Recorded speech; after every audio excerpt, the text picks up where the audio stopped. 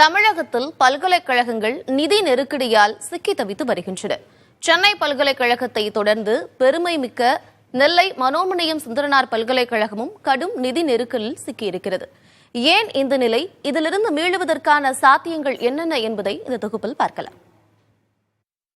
பேராசிரியர்கள் ஊழியர்களுக்கு ஊதியம் வழங்குவதற்கு கூட நிதி இல்லாமல் நெல்லை மனோன்மணியம் பல்கலைக்கழக நிர்வாகம் திணறி வருவதாக துணைவேந்தர் சந்திரசேகர் கூறுகிறார்.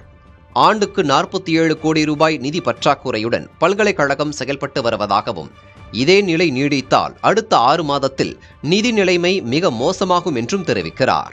நிதி பற்றாக்குறையா 47 கோடி வருஷத்துக்கு டிபிசிட்ல ஓடிக்கிட்டு இருக்கு. டோட்டல் எவ்ரி மந்த் 12 கோடி, வருஷத்துக்கு நியர்லி 140 கோடி 150 கோடி இன்னைக்கு இருக்கிற லெவல். எல்லாத்தையும் நம்ம டெவலப் பண்ணாச்சுன்னா 200 கோடி இல்லாம இந்த பல்கலைக்கழகத்தை நடத்த முடியாது.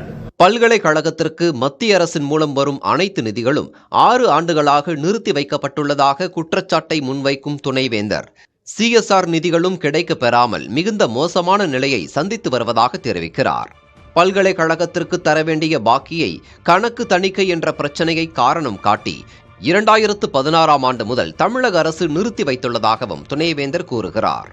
கவர்மெண்ட் 400 கோடி பல்கலைக்கழகத்துக்கு கொடுக்க வேண்டியிருக்கு. வருஷத்துக்கு 60 கோடி அவங்க அடிஷனாலிட்டி ரீஎம்பர்ஸ் பண்ணணும். 2016 இருந்து நிறுத்தி வைக்கப்பட்டு உள்ளது. ஆடிட் அப்ஜெக்ஷன் இருக்குங்கிற காரணத்தை காட்டி நிதியே நம்ம பல்கலைக்கழகம் மட்டும் இல்ல, எல்லா பல்கலைக்கழகம் பென்ஷன் ஃபண்ட் எடுத்து செலவழிச்சிட்டு இருக்கோம். இன்னொரு 6 மாசம் போகும் இந்த பல்கலைக்கழகம். அவ்வளவுதான். அது பிறகு மதுரை யூனிவர்சிட்டி நிலைமை தான். கவர்மெண்ட்ல போய் டெய்லி சண்டை போட்டு வாங்கிட்டு வரணும்.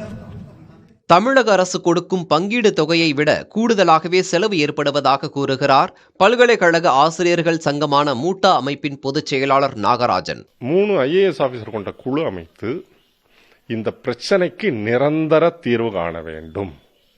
நிரந்தர தீர்வுனா இப்ப இருக்கிறதுல இருந்து அந்த கமிட்மெண்ட், எந்தெந்த கமிட்மெண்ட் ஜென்யூனான கமிட்மெண்ட்டை பணம் கொடுக்கலைன்னா அது செத்து போயிடும். அந்த பல்கலைக்கழகம் இல்லாமல் போகும். கல்வி மிக முக்கியமானது என்பதை தமிழக அரசு உணர்ந்து அனைத்து பல்கலைக்கழகங்களுக்கும் தேவையான நிதியை ஒதுக்கீடு செய்து வளர்ச்சியை மேற்கொள்ள வேண்டும் என்பதே கல்வியாளர்களின் கோரிக்கையாக உள்ளது.